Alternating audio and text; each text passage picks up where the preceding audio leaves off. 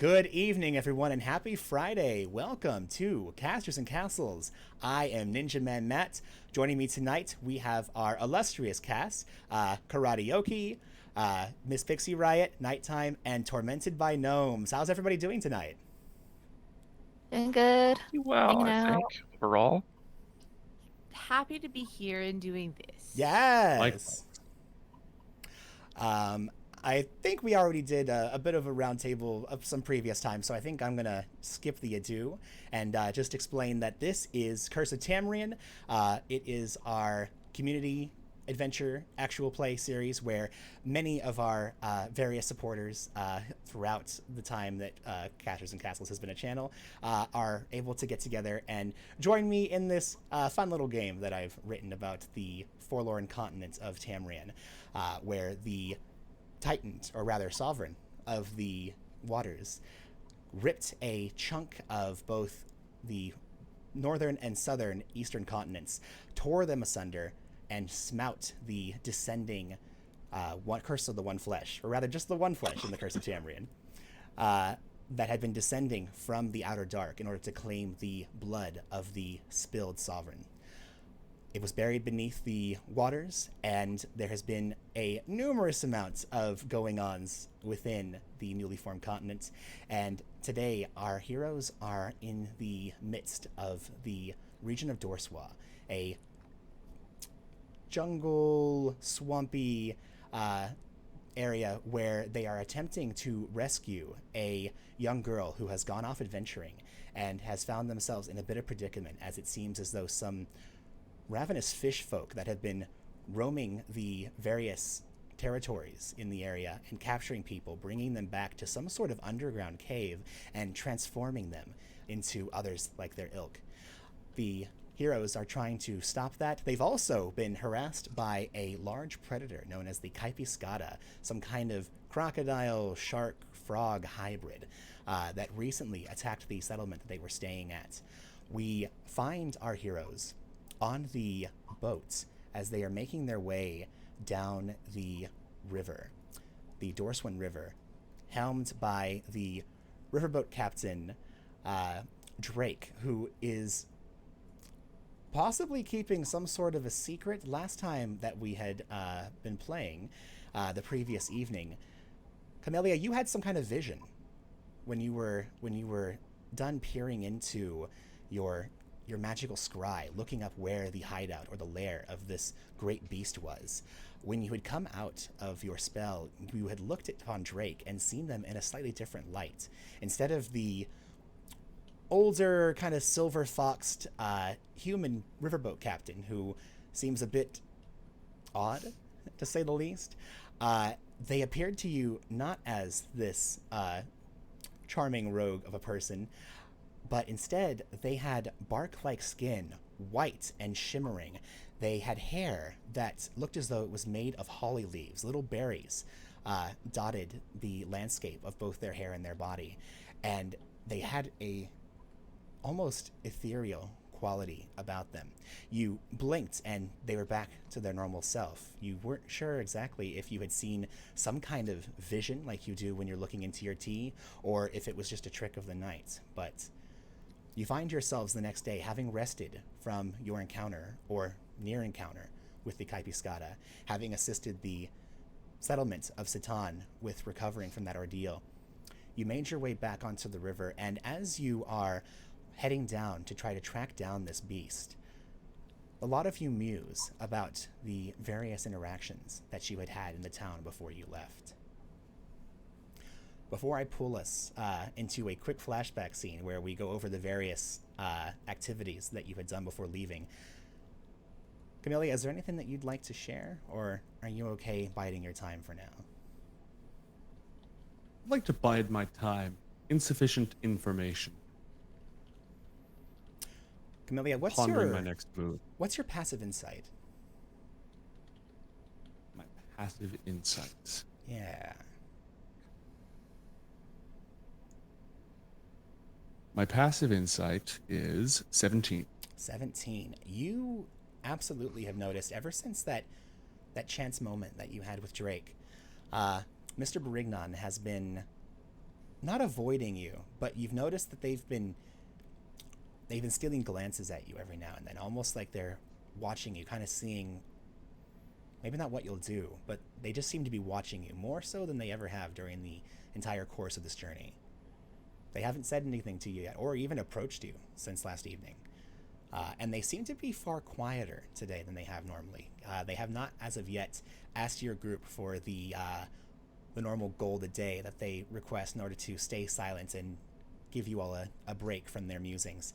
However, you did give them 50 gold in town to repair the boat, so they could just be assuming that as payment for the remainder of your voyage. You can't quite tell. I would like to offer Drake a gift of a cup of tea. A gift? For me, you lot have been very, shall we say, not the most giving sort. I've had to practically tear your gold away from you as if I was pulling your teeth. What's brought this upon? I wish to travel with you from a friendly perspective, bound by the mutual laws of hospitality.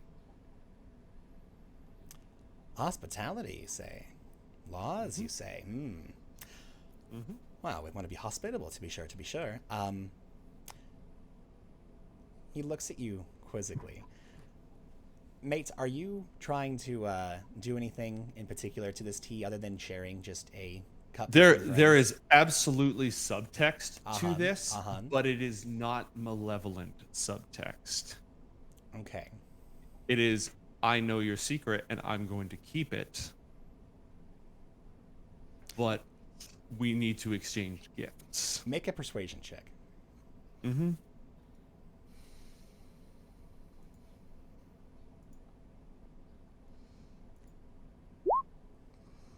21. A 21.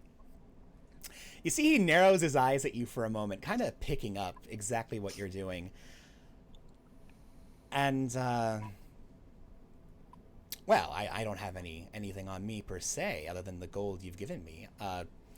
What sort of exchange would you be looking in return for this gift of tea, my friend? Food, a song, a song. gift in... Very good. And he claps his hands. And he sets about, while you prepare the tea ceremony to your liking, he spends literally as long as it takes for you to prepare this tea, and he starts just singing a shanty. And is it good? yeah, well, let's see. Actually, let me go ahead.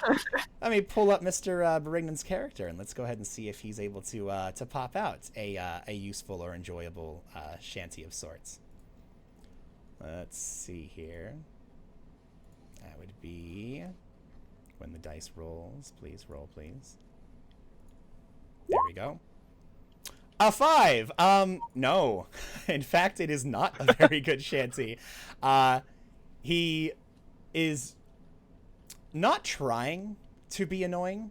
You come to realize it seems as though he feels incredibly uncomfortable, and he is off pitch and off key, mostly just belting out, almost as if he's trying to just fill the air until this is ready. Can Marin, seeing a song not quite going where it should be, also pull out the bird pipes and just kind of jam with the guy, maybe effectively giving him advantage on that roll? Yes, go ahead and pull out your pipes, and please make a performance check. Remember, this is 4 more than it would be because I'm proficient with these bird pipes. Okay. So, 18. An 18, yeah. No need to give him advantage because he really is just not doing well. However, for some reason, your accompaniment it almost makes it seem purposeful. His off pitch and slightly too high keen of a voice. In a way, it almost sounds like if you were able to mix like death metal and shanties. That's kind of what's happening right now. And don't ask me how that sounds because I'm not going to be able to do that right now with a microphone in front of my face with people watching. But yeah, it You actually probably do it. I can certainly try. But it's it goes from being grating and annoying to passably enjoyable. But if you ever were to stop playing your pipes, it would probably very quickly go back to no longer enjoyable. And how long does it take you to prepare this tea ceremony? 10 minutes or less. Okay, so for the next 10-ish so minutes, and you can see he goes for water several times. Those buckets that you had left filled with water, he has not removed. Every single vessel in the ship is filled with scummy, mucky river water. Has he finished one song? Like, did he sing a song and then move to a new song? Yes, he did. But it took him about 7 minutes to get through the first one. Then as soon as he's done, I say, that's a lovely gift. Thank you. And with that, I'd like to see mine, please. Please, go ahead. Come on over. He points over to Kyle. You're familiar with the helm. Why don't you go ahead and take over for a moment while I see to this gift? And he kind of rubs his hands together and sits down. All right. And I magically conjure enough tea for the two of us, because that's what I can do whenever I complete a short or long rest. So. And as he sits down and takes the tea, he looks at it for a moment, and he nods at you solemnly. I certainly appreciate this gift, my friend. You know, it's been quite a while since I've had such an exchange with someone like you. You certainly know your business, to be sure. And he goes ahead and just downs the cup of tea, not even enjoying it. This is not an enjoyable experience for him. This is ritual more than anything else. And after downing the tea, he seems to process. That was actually quite good. I thank you kindly. Is there anything else you'll be needing during our trip, Master Camellia? Only to see us safely to our destination, as previously arranged. I place no bond upon you. Well, that works out. For both our betterment, Gazette was my plan all along. You could say it was my mission to come out here and see to your eventual success. At any rate, thank you very much for, well, that was a nice gift. And he goes ahead and Likewise. Gets up from the seat and heads on over next to Kyle. And with that, as he goes ahead and moves on in to take the helm from you, you all sit back down together underneath the canopy, protecting you from the very hot sun trying to move its way past the thick fog that is surrounding you. And much like the fog moving in, attempting to obfuscate and cause a bit of delirium with you and your compatriots, you all find yourself thinking back to the settlement that you had just left many hours ago.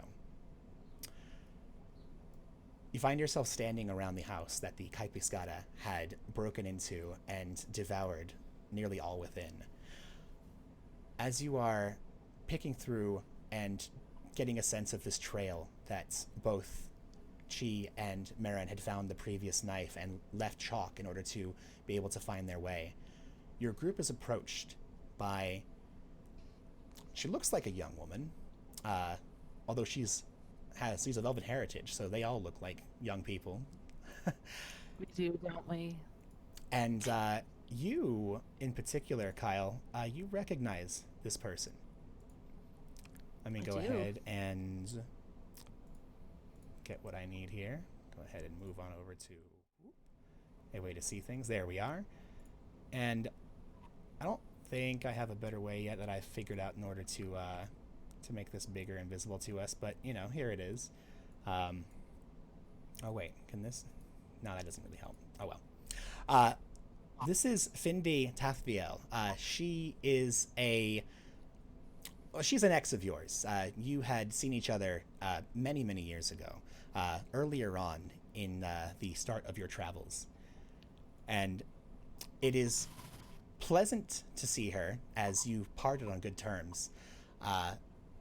But she does appear to be a bit solemn at this point. This is not a time for well wishes and of any kind of real enjoyment. But she does approach your group, and she gives you a nod and a smile.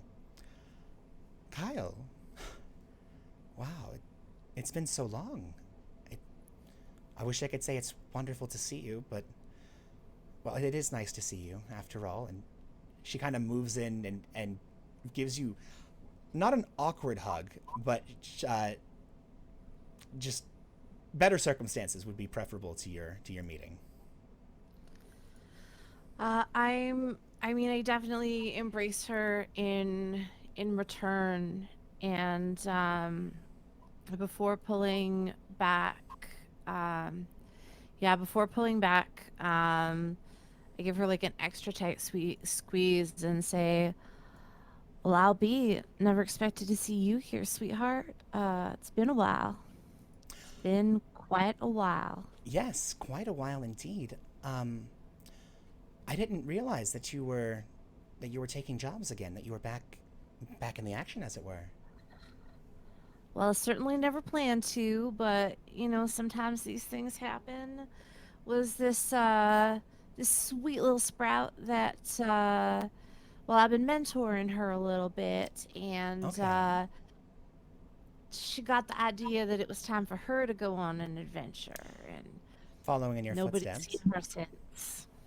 Yeah, well, and since they're my footsteps, I gotta go find her. Just gotta do it. Absolutely, that makes the most sense. If you do feel that sense of responsibility. I mean, this girl is in charge of her own destiny, but I know that you take great care in those that you make connections with, Kyle. I mean, I do my best. It's the least I can do is not get anybody hurt. Well, your best is certainly some of the best that I've ever encountered. And she gives you not a flirty wink, but she gives you kind of a little nod to your past. You know that she is a baker by trade. She has short, wavy white hair, brown eyes, and fair golden skin, stands about 5 feet tall, with a angular, pretty face. And you happen to know that she's a purveyor of information. She's able to collect and disseminate it, and that's one of her hobbies, is making sure that she takes the information that she gathers from the spirit that she worships. Wasness, a local air spirit that is very good about getting into secret places and finding out about the knowledge of the world. Yes, Nelly, I'm busy. Sorry, that's my cat. Yeah. And you happen to know from your time with her that while I know I'm a little busy right now, I'm sorry. I swear I've already fed her. She's been petted, she's been fed, she's been slightly played with. She should be fine. But you know that while these are not necessarily negative traits, you just know that she is kind of a selfish person. She thinks mostly about herself. And she's a bit cowardly. She's never really been one to follow anyone into danger. And you do know that she's prone to daydreaming and becoming lost in thought. When she does go out and venture, it's because she's trying to find the beauty in the world and then share what she learns along the way. However, she does wish to share something with you. She was going to share it with your entire group, but she is directing this at you, Kyle. The beast, the Caipiscada that attacked here, we've heard of it, but have not seen it before this day. I'm not certain why it struck us, but I do happen to know that much like the various fish folk that have been ravaging the settlements in and around the territories of Telis, we have been accosted by them as well. One moment. Nelly, I need you to calm down. This has never happened before. I'm sorry, everyone. It's okay. She's getting inspiration Just right now. pick her up, I think put her in your yeah, lap. come here. Come on up here. Okay, come here. It's okay. We're gonna do this. Come on. Let her get it out of her system. She needs to start for a minute. So I don't know. This is Princess Rowan Elevangren, everybody. Say hi, Nelly. Yeah, hi, baby. So, did you need something? I think you. You're purring. Oh my goodness. This is what she needed. She's like, Yeah. fun to hang out. Okay. Well, Mine's laying on the ground right here, right behind Mom. my chair. Mommy and Kaylee will be home soon, so you can get some pets from them. Okay. All right. I need attention and I need to be on stream. That's what I have to say. That's right. And now I'm all white. Okay. Happens. let's see here. Where were we? Ah, yes. The fish folk and the Caipiscada, they keep to the river. The weakest among them, they must stay close to the water, for they cannot breathe without its aquatic touch. Both the Caipiscada and the fish folk use the river burrows to lair the various creatures that make their home within the waters. They dig these homes into the sides of the lake, and it takes a bit to get to them. Usually you must travel under the water for some time, but that is where they seem to roost when they gather those they capture or those they consume. Additionally, Wasness has told me that there are caverns deep under the earth that do connect to those places, or at least they do connect now. Perhaps there is where you'll find what you seek. Well, that sounds like a truly terrifying thought, but I mean, it's better than not knowing anything.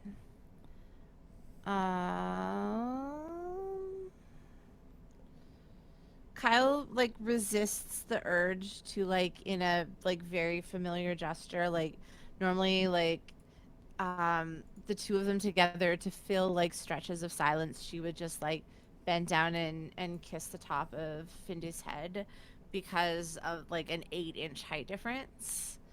Cause Kyle's 5'8".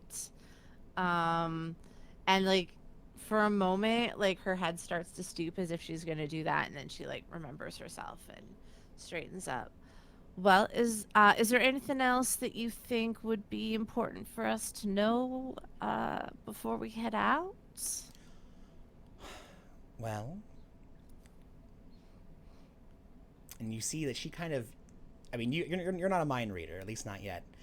But even you can tell that she's likely thinking somewhat of the same thing, possibly wishing that you had acted on impulse or wishing that she had the courage to do so as well. But considering the circumstances and you being near so many people that are strange to her, she seems to blush, and you can see her tucking her cheek into her shoulder and kind of cup something. She's whispering something.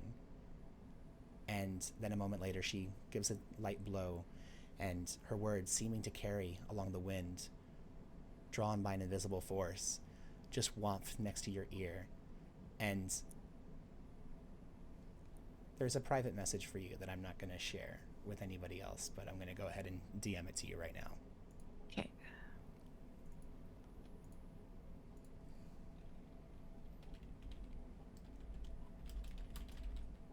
By the way, this whole conversation, she's like in the back staring like kind of jealous. And at that, after she whispers, It's hard to see emotion on her face, so. After she whispers that to you, she's not the most perceptive, so she doesn't sense Chi's desertion at the situation, and she just shakes her head. If I had more to offer, I would, my dear, but I know that you'll be fine. And at that, she will reach forward and kind of clasp your hand into her own and give you a gentle squeeze. I know you'll find that girl. You always find your girl. And with that, she gives just a look at the rest of you, nods, and then unless you move to stop her, she's gonna take her leave. I give her kind of a sad smile and like squeeze her hands in return, but I'm going to let her go. But part of the reason is because I know that she's here now, and we're gonna have to come back this way at some point. Hopefully. So that's definitely in Kyle's mind that they may be back here again. Excellent. And then she turns and looks at the rest of the group, and like swapping back to what they're used to is like, well, that is very good information. Perhaps we are to go off and look for the burrows and caverns. Yes? Just acts like nothing was weird. Out the corruption by the root, yes. Yes.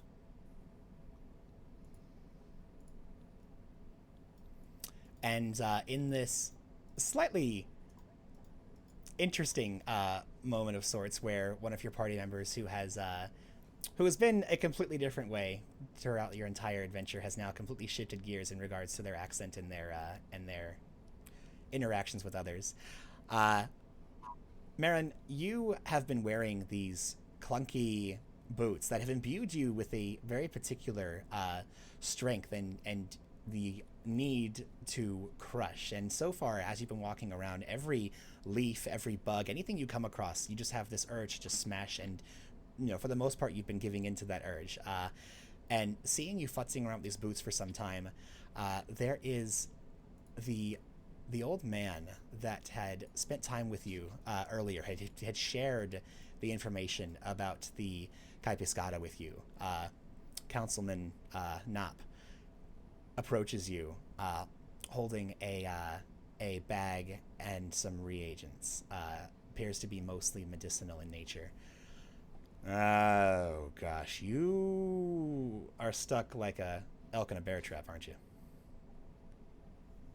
I'm not sure what you mean. These things are, I don't know, kind of amazing. They're also driving me a little insane with the noise. I can't stop hearing them clunk every time I move around, but I know that I don't ever want to take them off. They're really neat, although they're driving me insane. Right? Even though you're stepping around on grass and stuff, it sounds like you're clonking around on the cement. Yeah, I know. I love feeling stuff crush underneath them, though. It's pretty amazing. Oh, I bet you do. Here, listen. Would you take a look over there? And he kind of moves up to you and puts a hand on your shoulder, kind of points over towards this collection of people. You can see the halfling girl that you had assisted the previous night, who is just kind of looking over, just staring at the house, looking like nothing, looking like they're staring off into space, like they don't quite see what's happening. And I'd like you to go ahead and make a perception check for me. That's the button. A 24. You don't quite fall for the old man's distraction, as you notice that he is making his way down and is starting to cast some kind of spell on you. You're not sure what it is he's casting, but it becomes pretty obvious to you that he was trying to get your attention elsewhere. What do you gonna wrap those up or something? Try and make them. I've been trying to wrap them in leather or something just to make them not so noisy. Yeah. What I'm doing here, and you can see that he's taking some rather weird-looking paste and making almost kind of a weird poultice around the ankles that connect to the top of the boots. This is just a salve to make sure that you don't chafe while you have these things on. These are some pretty big, clunky boots. Want to make sure that you. Oh yeah, I should have thought of that. Thanks. That cool. Yeah, absolutely. Speaking of which, and he finishes the casting of his spell, and he targets the remove curse spell on your shoes. And if you would like, Marin, you have the chance to unattune to the boots. You no longer feel the compulsion. Yeah, no longer being magically compelled to keep these things on. Immediately just like, oh, fuck, and like starts trying to rip them off as fast as possible. Like these things were killing my feet and driving me insane, but I just knew I didn't want to take them off. Yeah, we've got this. I don't know. We call her the Witch of the Wood, even though we're in a jungle. But I think it's just the alliteration. She makes sense. Makes these things. She's got an army of redcaps that roam around and just make life. It's mostly annoying, if I'm being honest. But generally, once we've had to deal with these mischievous creatures, at least one of them leaves their boots behind as some kind of trap. People put them on, and then they get stuck, pressed into her service. It's wild. So look here. Just take this, and he hands you the bag. Inside, there's 2 healing potions. I'm just gonna go ahead and take these off your hands. We know what to do with these things. Thank you. Yeah. You can tell like their whole demeanor has come down about 40 decibels. Like, I felt like I'd had too much of a Camellia's tea. Like, the whole last day I was just super wound up. Oh, Yeah, no, I get all that. right. I need to go find I need to get my old boots out of my pack. Thanks. Yeah, absolutely. Hey, if y'all are gonna go and find that great terrible beast, just oh, excuse me, jeez, sorry, breakfast. Make sure that you I don't know, just don't get killed. All right, we know that you're trying to do a good thing out here, and for the most part, most adventurers are out here looking for glory, and it seems that you're all made of better stuff. So just be okay. And without even waiting Yeah, for a I'm response, he not just really walks here off. for glory. I just want to make sure that you're just making sure you're okay. Just like waving, like He shouting kinda- him as he's walking away. Yeah, he doesn't even turn around. He just kind of waves his big old hand Yeah. at you. Just that very Well, hunched instead of head shouting, shake. like just seeing that it's walking away, quick, like just switches to in the head mode of just making sure you're okay. Because And- like Marin just does not like yelling. Surprisingly, in a perfect response, usually when you speak to people in their minds, if they're not aware of it, they seem freaked out, like something from beyond is talking Right. to them, or just in a perfect, almost kind of ethereal response back. You hear, yeah, no problem. Again, good luck. And yeah, Marin will head back to where Bag was sitting before the morning constitutional of smashing bugs and rocks, and get out the old boots And while you're getting yourself, and put those.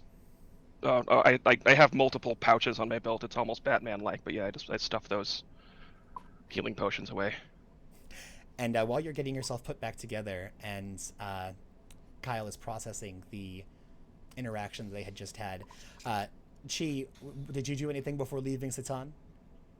Yeah, so at some point, probably right when everyone was getting ready to actually leave, like get back on the boat and stuff like that, she would have kind of been like, "Hey, I'll catch up with you guys. I fly faster than the boat moves, you know what I mean?" So, as everyone's trying to get the boat back out on the water and stuff like that, she's actually wanting to go back to the town, and she wants to try and find whoever is like considered head of operations and everything that is going on.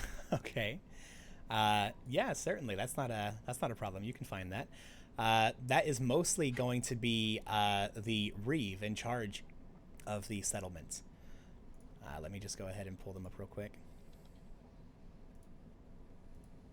And as you head back into town, you can see that, again, it took a little bit of time for everybody to rally the next morning after your group had confirmed that everything was okay the night before. But you can see that there is a gentleman standing with the Elder Nop, who is seeming to kind of run the roost, as it were, in regards to gathering the members of the town that are come to help, and are seeing to cleaning up the inside and starting to shore up the damaged building. Yeah, just go ahead and stick that over there. And oh no, we're not gonna put it up yet. We have to clean first. Then we. Yeah, exactly. All right, cool. Very good. Very good. Oh, hi there. We thought you had left. There was something you needed. Yes. Can we walk? And she just starts walking before she even gets a response. He looks over to old Nop, who, in his humongous yet kind of bent over form, he's taller than everybody except for you, Gepachi, even though he's kind of has this bent back. And they nod, and the elder sees about kind of running things while he's gone. But the Reeve does jog up to catch up with you, and then steps into form right beside you. Perfect. So I'm not sure if you know who I am. My name is Gepachi Ostrata. I run things of sorts in the north. Now, after, well, quite honestly, this kind of dismal display of your gods here, in your town, I would like to offer an exchange. I'm not sure if you have heard of me before. Some people have, some people haven't, it seems. No, I mean, you're an Allen. That's cool. Yes, quite cool indeed. I just mean we don't get a lot of your kind around here is all. That's all I mean by it. But you seem nice. You know, you were very helpful last night. Thank you again, by the way. Of course. And I want to extend that help even farther. So, let me see. I have a group known as the Cardinal Syndicate. Okay. Now, in the north, you may hear of some trouble that we've gone through, but I can assure you that trouble is soon coming to pass, especially with this fog and everything that is going on. We are here more now to help than we are to hurt things. So, Okay. I just want to have a little exchange between us, okay? I can send. Oh well. Are you shaking me can't send down? Is that what's happening shaking here? you down. If that's what you want to happen, sure, but that's not really what I'm trying to do here. No. Okay. Are you? Let me get this straight. You are looking to like expand your territory or something, moving out of the north, and you think that we're going to be a good satellite for you. Is that what's happening right now? It could be if that's what you want to, if you want it to be that way. But listen, Okay. my people are not commoners. The Mine people that I work with have many skills, many good skills, magics, fighting, what give you. I can send them here. And I can help you protect your town from these Caipiscada, from these redcaps, from this witch of the woods that your esteemed elder has mentioned before. All I am asking from you is space for my people to build a little bar. That's it. In exchange for their being able to live here with you, they will guard your walls. I don't want to say better, but better than. No, it you're right. seems. It's we're honestly like, come on, you saw what happened last night. These are some very basic people that I've taken control of, you could say, and we're just eking out a place for us to live out here. So this sounds like okay. Let me ask you this: would you be fronting the money to build the bar? Well, I can have my people gather the materials and whatnot. They're pretty capable about that. But we don't got to pay for it. You're going to take care of that yourself. Correct. Yeah, we just need the space. Okay. I want you to hit me as hard as you can. Are you sure? Yeah. No. If you can't literally knock me on the ground, I'm not going to take your. If you're really strong, I want to see it. So if you can knock me on my ass, we're good. Sure. 1 second And here. I'm gonna tell you right now. I know that you're some badass flying adventurer. That's fantastic. I think that you're gonna be the right one for us. But while these people are pushovers, I'm not that much of a pushover. So trust me, I can take it. Give me your best shot. Okay. Yeah, she'll hit him, and she's gonna hit him with a stunning strike. Okay, go ahead and roll an attack roll. 1 second. And roll with advantage because he is giving you the whole like exposing his chin kind of a thing. He's not trying to dodge it. Gotcha.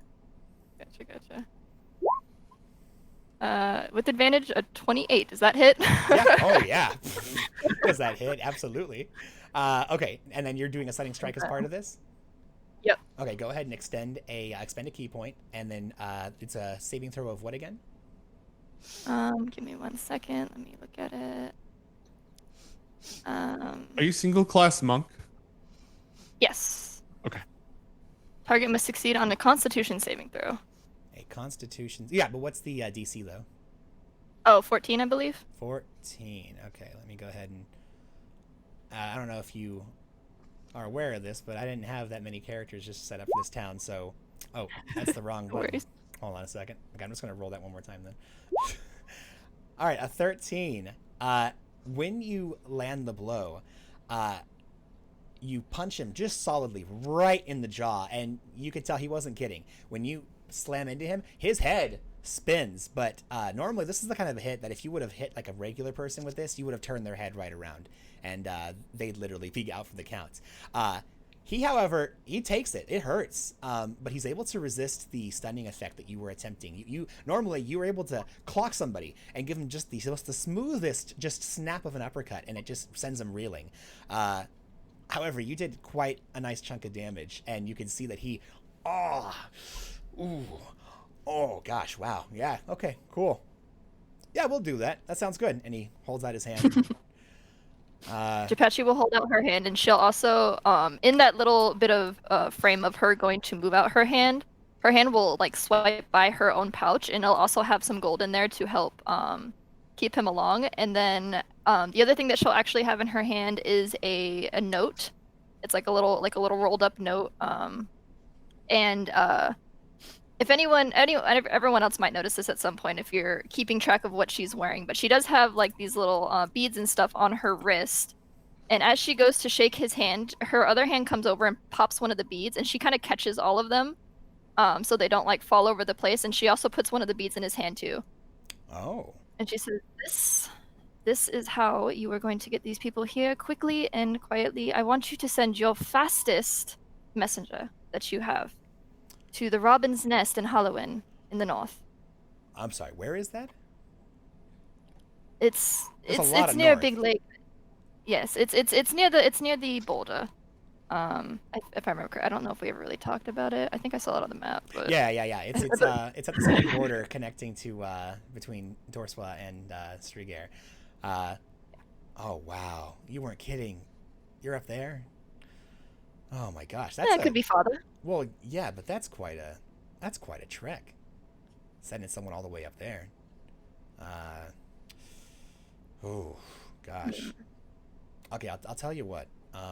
We've already shaken on it, so you can't go back now. Wow, no, I'm not going to go back on it, but I'm going to tell you right now, your idea of fast and my idea of fast are two very different things. So, yeah, I'll get somebody up there, but it's going to take a hot second because I don't know if you know as quick this, as you but want to get it to, right? we're in the middle of a pretty dire situation. Anybody that goes outside the walls, they sometimes don't be coming back, you understand?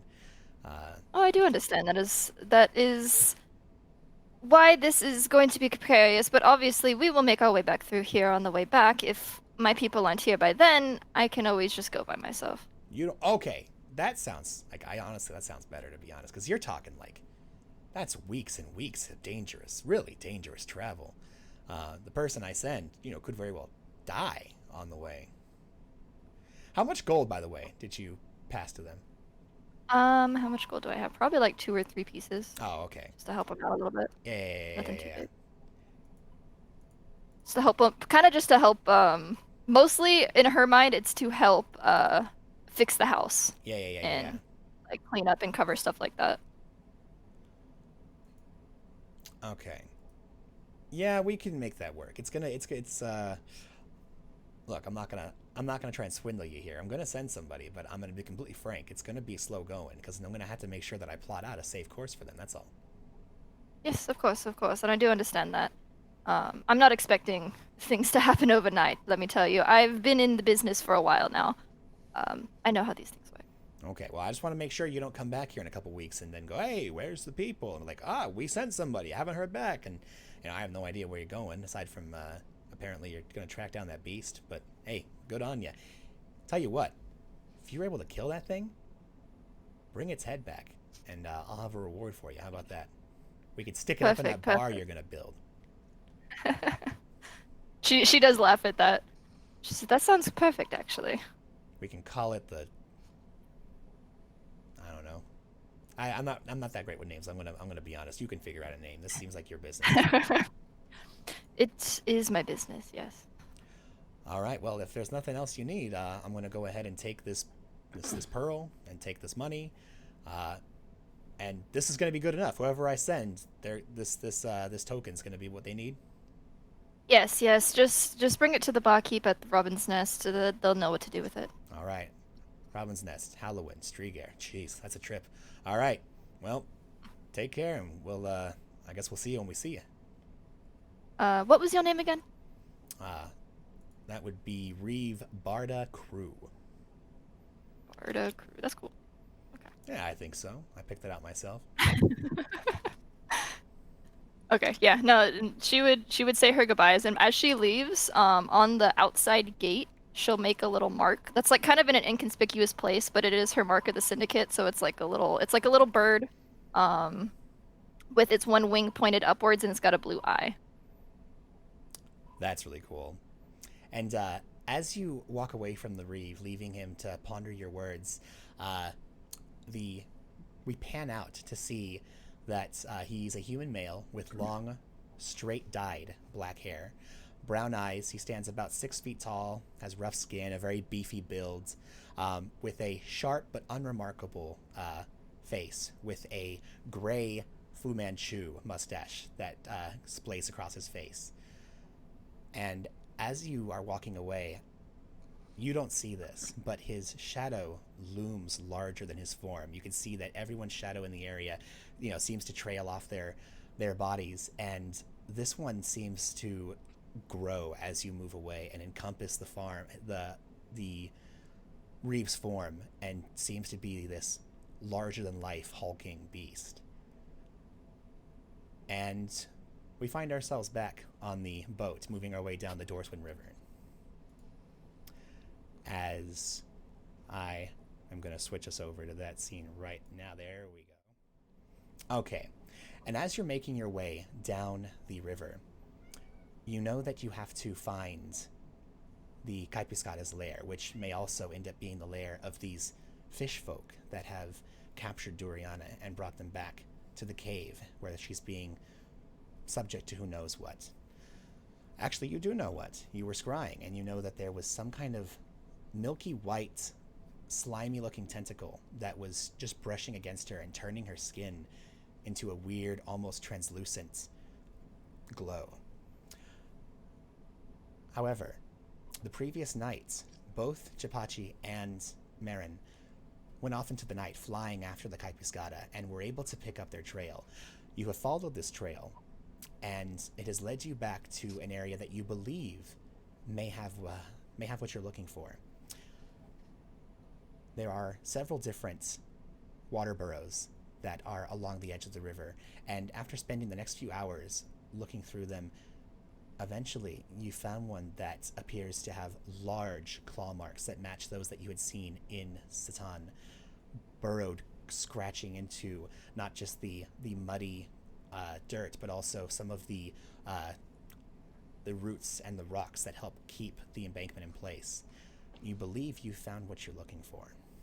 However, much like Finde had told you, it is completely submerged in water, and you realize that you will have to steel yourselves as you go under the water in order to find this creature's lair, and you know not how far such a trek would be.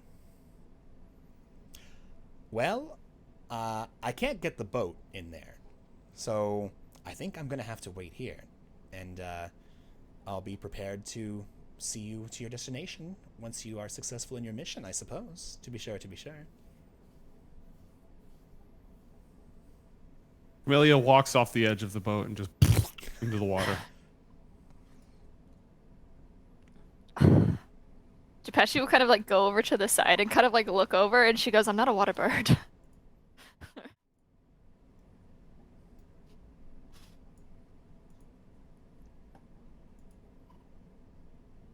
Nope. Doesn't sound great, but I don't know if we have any other choices. And are you all going to make your way down into the burrow? Yes, Camellia is just going to start swimming. Is anyone else going to follow them? I wonder if he's going to Yeah, come back. I can probably hold my breath for 3 minutes, so I guess I'll start going. Unless someone has water breathing. So as Camellia like dives into the water, Kyle is about to try and stop him, and then is like, "Wait, do we know, does he breathe, or does he breathe water?" There's been water coming out of that dude's lungs for as long as I've known him. So I'm sure he's probably That's all I know. probably fine. Sure he's probably But for the rest of us, and she'll pull out like a piece of like a river reed, and holding it in her sword hand with her sword, kind of makes a motion in the air, and then takes a big deep breath and says, Very well. We all should be able to breathe underwater now. Oh, really? Thank you.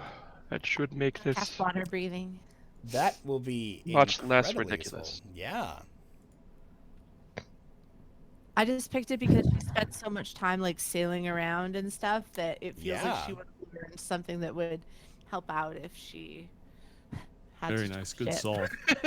Oh, Like that's less fantastic. she got in trouble and more if like she was discovered stowing away and had to like really quickly like whoop. Cool. And That does as seem. you... Oh, go ahead. Nothing. And this is a good Well, time, I she's done that. She believe, just pops in. to go ahead and share. We had quite a few cosplayers join us tonight. I'm going to be giving inspiration to both Gepachi and Kyle, as well as myself, because I threw on a really cool Did? cloaky get up Yay! and had to do some modifications for it. I actually feel really nice. It's hot, but I think it's cool. So And I feel that like gnomes should just like take a drink and like let the water like be cosplay. I'll go Get at the, like a I'll little- go at the break. like a little yeah, there you bucket. go. I'm gonna walk out of the room, and my wife is gonna be like, "What the f- were you doing in there?" Speaking of which, Cosplaying, dear. Behold, an act of God. Oh, Oh damn. silence. As in the silence, as in that Garnet nonsense. Uh-oh. I'll send it to you, Matt. Okay. garnet nonsense. Oh no. God, Lemon's not even here. We're getting garnet nonsense. I feel like everything nowadays is going to be garnet nonsense in Yeah, that tracks. in this world. Bleeding over into real life. Also true. The power of lemon kiwi. And then, Aaron, I'm also going to give If you haven't watched, go ahead. Go ahead. I was gonna say if you haven't watched Eye at the Academy, make sure you check it out every Wednesday for garnet nonsense. Yeah, we've got some boss stuff going on there. But Aaron, as well as everybody else except for Joe, you're also going to get inspiration because you did dye your hair for this, and so this will be, All right. another week for you since you went out and did that very, very nice permanent change to, or at least temporary permanent change to yourself. Oh, let's Uh, go Yeah. stacking inspiration. We're out here. So that'll be one for each of Can't make you, us use it. one for me, and then I also had claimed 2 from chat. So I have 3 inspirations sitting in my boot for tonight. So I will be making Yeah, sure well, that I I use them. have 4. Oh, good for you. I'm very proud of you. You're probably going to need it. Hopefully. Oh. All right, and as you are making your way into this underwater cavern of sorts, I'm going to be calling for a skill challenge from the group in order to get through this. As part of this skill challenge, you are going to be making your way through an underground tunnel that is full of long stretches of just nothingness where you are just swimming under the water. There are stalagmites and stalactites that have grown in and possibly shaped, blocking your way in some areas. So as we're moving through, I'm going to ask that at each intersection, one of you becomes the active participant during the skill challenge, and I'm going to ask you how you're going to go about surmounting what's happening here. I'm going to go ahead and just call out Kyle first, because the first stretch has you holding your breath during a long stretch of just swimming under the water. And since you had casted this water breathing spell, unfortunately, the penalty for failure, which would be losing your breath by just traveling in this water and not being able to get some air, has been made effectively moot. So I'm going to go ahead and count that as your first success. Very good job on using the proper spell for the situation. And by the way, you can't be the active participant twice in a row. So I'm going to need somebody else to step up as all of you are swimming through. It's been about just a few moments now, maybe no more than maybe about 10, 15 seconds, and you have gone ahead and come to an area where the stalagmites and stalactites are coming like teeth surrounding you on all sides, and you are having to try to make your way through. And thankfully, you're able to take your time since you're not pressed for trying to find a pocket of air. However, I do need one of you in order to step up and try to help get your group through this maze of I'll go. of earth and teeth. Okay, perfect. Marin, what are you going to be doing in order to try and get your fellows through this? The first thing I'm going to be doing is giving myself guidance to make this easier, and then I'm going to be using survival to try to find my way through this. Okay, perfect. So what I'm going to do is Sort of tracking my way through the little stone teeth and whatnot. Absolutely. So since you were able to activate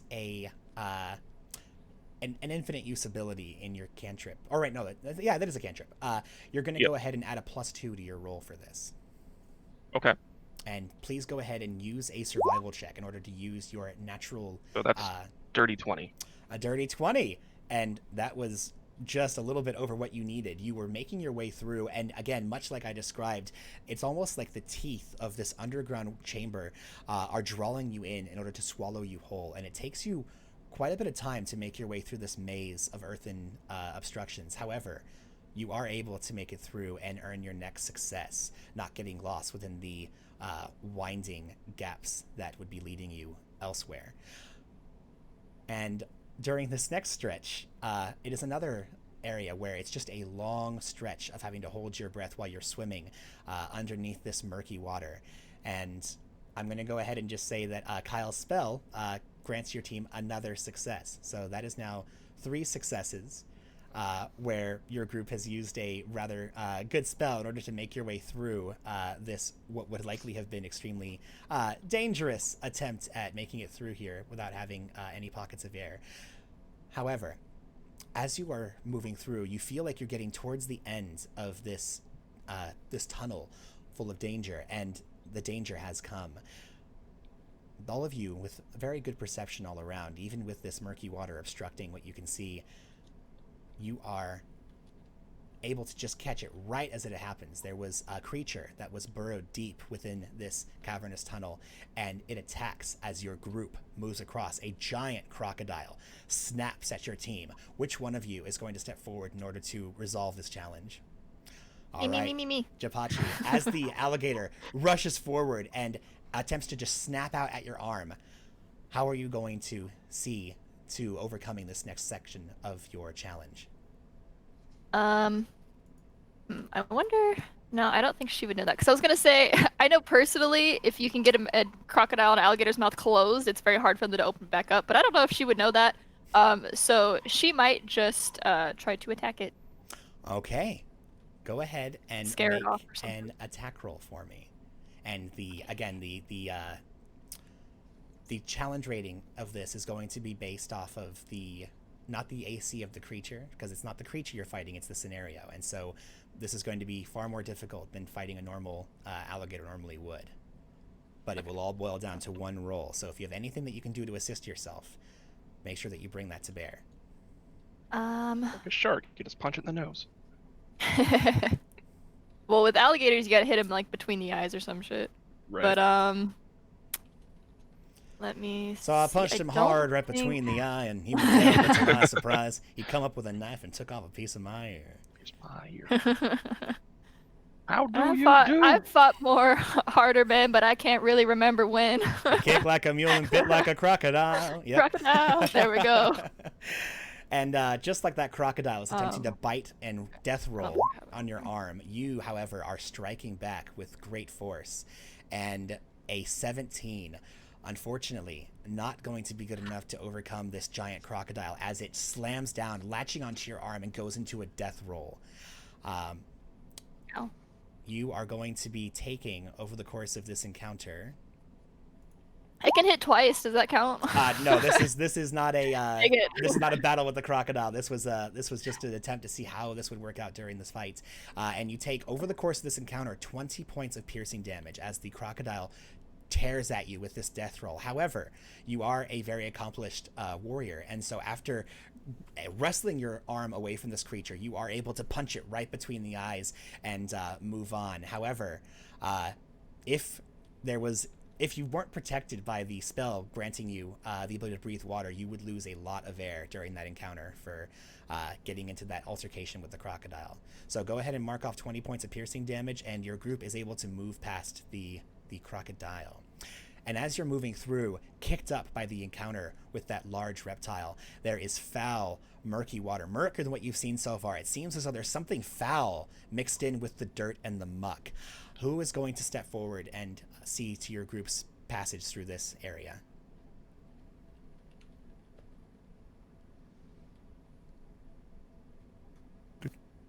Camellia will take point on this one. All right, Camellia. You have foul, murky water that, though you have a spell that prevents you from suffering from loss of air while down here, you realize, having been steeped in the very ocean when you were reborn, the water has a foul taste, almost like bad tea that's sat out and gone rancid. What will you do in order to attempt to overcome it? Don't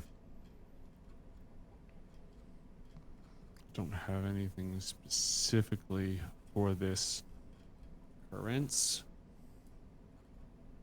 I will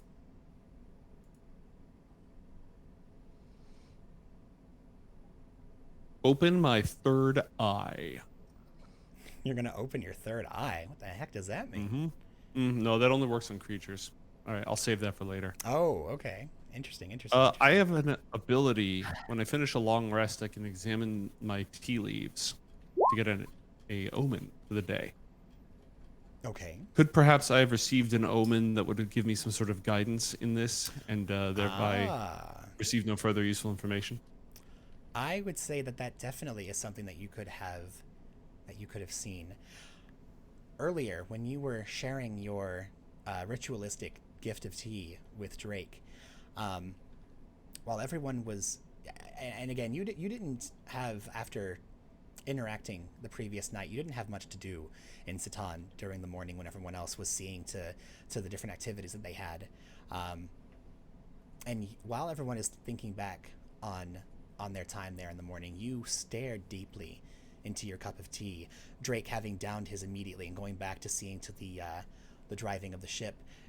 You, however, much like you were many weeks ago when you started this adventure, you were pulled deep within that container of tea. And once more, you see the ship that you were traveling on when you were a merchant, attempting to save your family's business. And once again, there is a storm, and you are flung overboard. And as you are surrounded by the tea, and as you're taking the water within yourself, you hear, "Sheridan, I offer you salvation, another chance, another life. But know this, it will cost you the one you now possess. If you find this agreeable, open yourself to the unending waters of the deep and drink of its essence." And you recall the moment where you died, Camellia, when you had found that offer agreeable, and you drank the water of the sea and the tea that had steeped it. And Sheridan died that day. When you woke up, clinging to a rock, jutting out from the water, in the middle of the unending ocean, you realized your name was Camellia. And you were no longer a merchant from the lands of the Northern Kingdoms. Instead, you realize that you now possess the foresight and powers of one who is one with the ocean, the great deep, and eternal follower of Drikla, the very titan who offered you your chance at salvation. And much like then, you take the water, the murky, poisoned water deep within you, in order to suffer this the negative consequences of what normally would kill anyone else, I'd like you to go ahead and make a Constitution save for me. And anything that you can do, I'm not sure what your effect does that you had mentioned, but anything that you can do to modify this, please go ahead and do so now.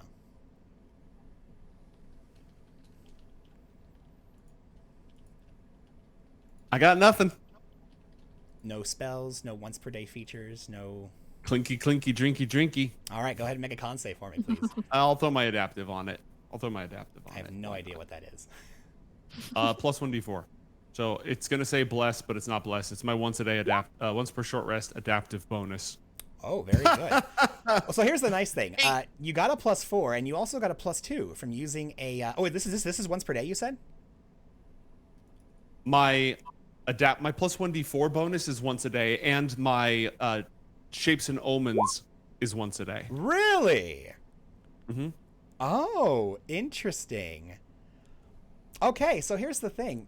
May, you rolled like absolute drunken ass, is the thing. Mm-hmm. And if it wasn't for the fact that you had Dricklaw, who, much like when you made your bargain at a new life all those years ago, was watching over you then, they are watching over you now. And by utilizing this limited feature and remembering this vision of when you were born, Camellia, you draw the poisonous water into yourself and neutralize it.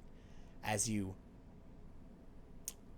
process the poison within you, you realize you are going to be belching up some rather foul water over the next few days, which is not much different than the bile you normally produce anyway. But with that was the last success your group needed in order to make it through this skill challenge. And as you are making your way to the end of the tunnel, I would like select one within your group to please roll a 1d100 for me, if you wouldn't mind. Who's lucky? Not me.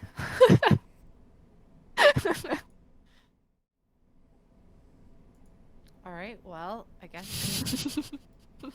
Nose goes. It's Ari. All right. So what am I rolling? A 1d100, please. Oof. All right. Let's do this. Keep going. It's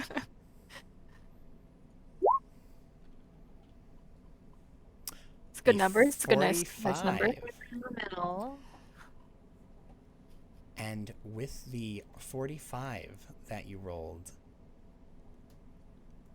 you make your way out of the water and onto a stretch of dry, at least mostly. It's a bit damp in here, even when it's not actually have a bit of a rushing creek moving through these tunnels. But you find a section that you're able to get purchased and put your feet under. And as you are looking deeper into this cave, which is, by the way, any of you have dark vision? Yep. Okay. Yeah, I was going to ask if we needed to be doing that, because if we are currently in a spot where we need dark vision and one of us doesn't have it, I can share it with everybody for an hour. Okay, looks like That's Camellia better than has my it. idea. Yeah. All right, Camellia, Okay, you do not so have dark vision then- normally, right? Correct. Under normal circumstances, I do not have dark vision. Okay, very Well, good. instead, now everyone for the next hour has 300-foot dark vision. Ooh. Excellent. So all of you are able to see with not perfect clarity, because again, it is dark and you can only see in shades of gray, almost like if it was twilight out.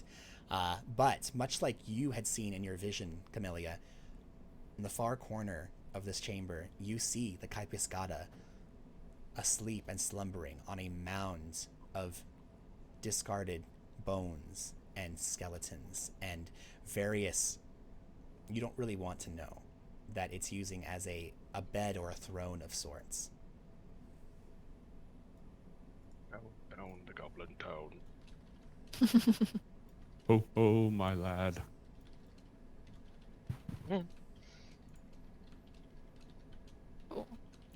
And it is at that moment that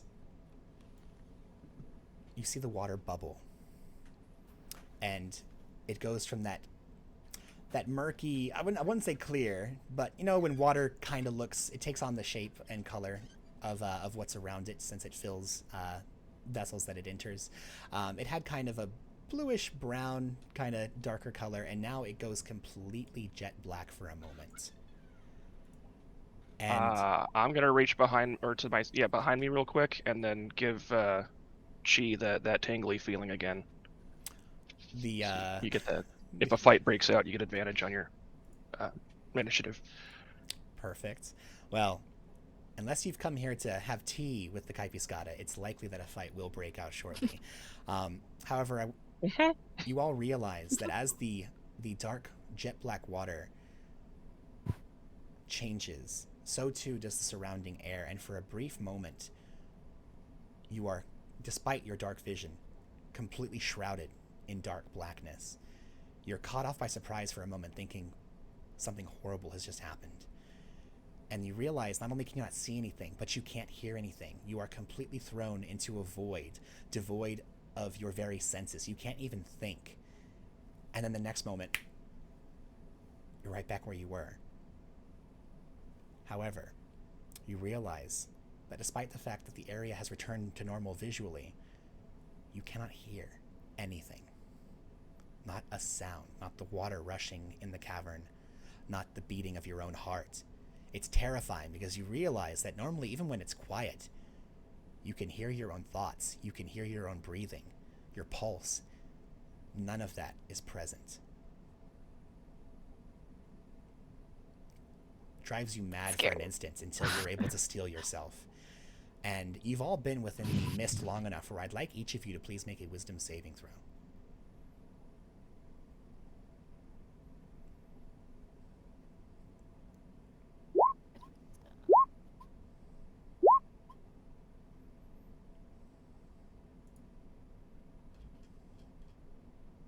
I think Ari had to walk away for a second. Oh, yeah, no Yeah. problem. I'm going to just take care of this while we're waiting. Meron, you are fine. At least mostly. You can hear nothing, actually. Because all sound has been dampened within this area, which is giving you a slight reprieve. It might even be relieving for me, yeah. It would be a slight reprieve from the normal chittering that accompanies moving throughout the murky veil.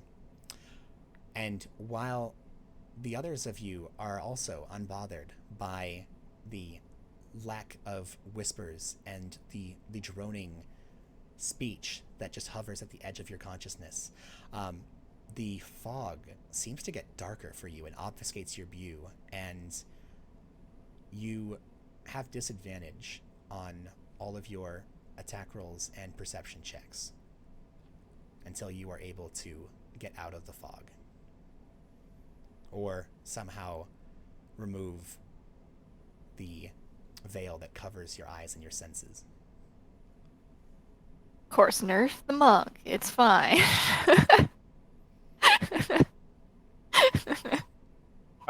You're probably the least nerfed of us because we're all magic people that can't cast when there's silence.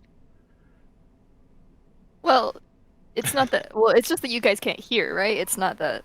Well, I guess I don't know. Actually, I'm sorry. Spells with Like, vocal nobody can components hear. flat Let me out go don't back work. and clarify that. It's just normally perception checks. So you do have the light obscurement, which makes it difficult at times to attack things or notice them, but it's only on wisdom perception checks that rely on hearing, which you can't hear anyway. Oh, okay. So not disadvantage on So attack. not on attack rolls, no. Okay. Okay. I think that's what you said, so I wrote it down. But maybe I'm. No. I misspoke. And Oh, I'm wanted to, fine actually. Yeah. I don't even need to hear. What is listening? I don't know. And at this point, I'm not sure where. Oh, sorry, Kitty. I know. Well, where is your mommy? Go say hi to your mommy. Cat break. She's just gonna hear in her head, do you hear that? I want to make sure we can move through this scene, so I'm going to go ahead and say, unless any of you would like to do anything else, we're getting close to rolling for initiative. So if you wouldn't mind, can everyone put themselves where they want to be? You know So that this- On ahead of this you, right side? All of this is water. Or how tall is this cave? How tall? the cave is approximately 15 feet higher than the ground level that you're standing on, and you know that the water is at least about 15 or 20 feet deep, depending on the area. Is there any place I can see nearby that has sort of a ledge up? A ledge up. All of those areas, so you can kind of see here. Let me go ahead and grab, snap to center. Any of these spots that have like darkened areas, those are platforms where it's mostly like a stalagmite or a stalactite that is kind of coming up or down. But Okay. because you are a rather lithe and very skilled monk, you could very likely clamber on top of that with a successful either athletics or acrobatics check, depending on what you're trying to do. Okay. Yeah, I think she wants to. Does it notice that we're here? Has it seen us yet? Can we tell? It is asleep, as far as you can tell, unless it is unless it's luring you into a false sense of security. It seems as though you made your way Right. quickly and quietly through the water and did not disturb it from its slumber.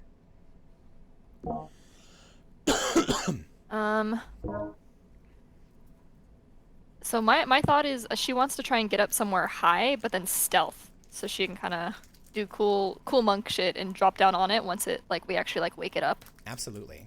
But- So why don't we go ahead, and we're not going to enter initiative quite yet, but why don't each of you take a chance to put yourself where you would like to be before you decide if you're going to attack this creature while it sleeps. But be aware, anything you do, depending on what happens, well, actually, there's no sound happening right now, so the chance of waking the Caipiscada is very low at this moment. The negative effects of whatever had blanketed your group in silence has made it difficult for you to exchange information or cast spells that require verbal components, but it's made it very easy for you to sneak up on unsuspecting sleeping creatures. So, yeah, go ahead, and I'll just start with you, Chi. Where would you like to be before everything goes off? Yep, she's gonna kind of walk up next to Kyle and she's gonna tap Kyle on the shoulder, because obviously they're kind of figuring out we can't talk to each other, right? So Yes. she's gonna tap Kyle on the shoulder and then she's gonna point to herself and then point over to the ledge in front of the Caipiscada here, and then she's gonna walk over and then take flight from this side of the river and then fly up here and kind of. Not really, I guess kind of crouch, try to make herself, look as small as possible. Blend into the rock a little bit with her outside feathers. Okay. Kind of pulls it around herself, so it's not as much white, it's more like the darker and the orange color and stuff like that. So she kind of looks like mud. Excellent. Okay, go ahead and move yourself to where you'd like to be perched. All right, very good. And please go ahead and make either if you're going to be perched there, make an athletics check for me, please. Okay. And while you're doing that, Camellia, where would you like to be? 17. Right where I am.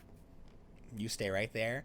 A 17 will be just fine. You are perched up upon this large outcropping of rock, and you are ready to descend upon your prey at a moment's notice. Meron, as you can see, Camellia seems to be standing their ground, and Chi has taken up position on top of that rock. Where would you like to go? I think probably about here Okay. for now. Alrighty. You move up there and take position. And Kyle, as you're kind of keeping an eye on what everyone is doing, you saw that she had motioned to you that they were going to be taking the position up there. It seems as though your other casters have positioned themselves across this small underground river. Where would you like to position yourself before you attack the Caipiscada while it sleeps? And remember, you are not able to speak. How deep is the river? About 15 or 20 feet, as you recall it, if it doesn't change from where you've been. Okay, perfect.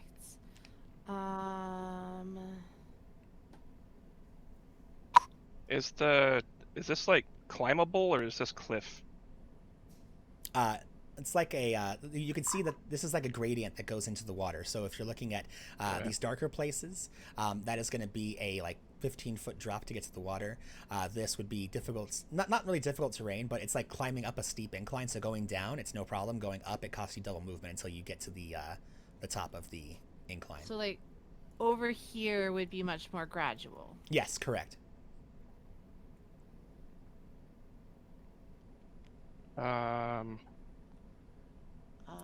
Actually, can I have crossed the river then instead? Yeah. Certainly.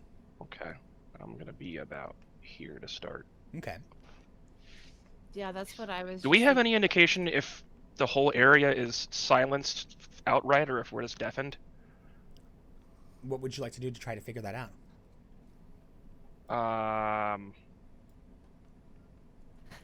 Just try to cast guidance on myself. No, that has a verbal. So if I was fully silenced instead of just deaf, it wouldn't work. Yeah, if it has a verbal component, as soon as you try to cast guidance on yourself, you are not able to speak the words, and so nothing happens. Okay. That's how I test by just prodding things because I'm not smart enough about magic to know. Understandable. All right, you've all positioned yourselves, and is there anything else that you would like to do before you start this off? I would like to. Oh no, I probably can't do that.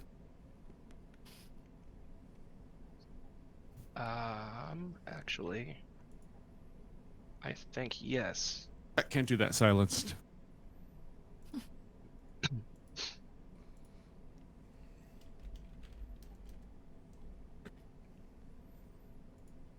Yes, actually.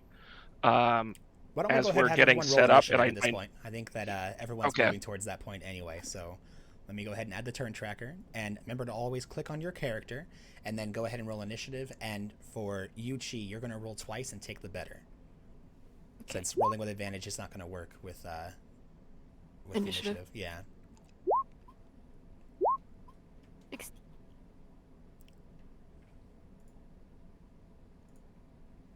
Remember to click my token this time. Yeah.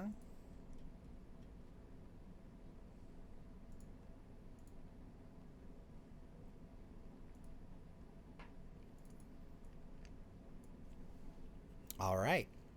So we have Kyle, you are up with Chi on deck, Camellia afterwards, and then picking up the rear we have Marin. What would you like to do? I'm just quickly looking at which ones of my spells I don't need to be able to speak for. This would have been a great time to have my other character in Ioth Academy community who can't speak at all.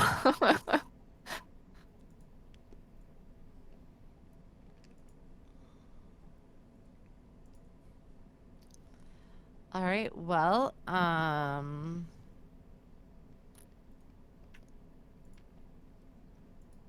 we're just gonna dive in. Can you clarify, by the way, Kyle? You're blade singing. You need to be able to sing to start it, right? Do I? I don't know. That's why I was asking. It doesn't say anything like that. It just says I can use a bonus action to start the blade song. And I believe that the blade song is more of like you know, like when you pull the blade free and like you get that ringing sound. And I think it's more that sort of thing. It doesn't say anything about. If it doesn't specify, needing then yeah, that's. I mean, I don't see why you couldn't be a mute, blade singer. I think it's the intention more so than the actual words that make up your magical My prowess. interpretation has really been like the whole like foom foom, like Yeah, just the sounds of the swinging of the sword and it hitting things. And absolutely. you know, it's music to Kyle's ears. Exactly. So, all right, are you gonna? So I am going to use my bonus action first, and start Blade Song, which will give me 1 minute of all kinds of great stuff. And then I will.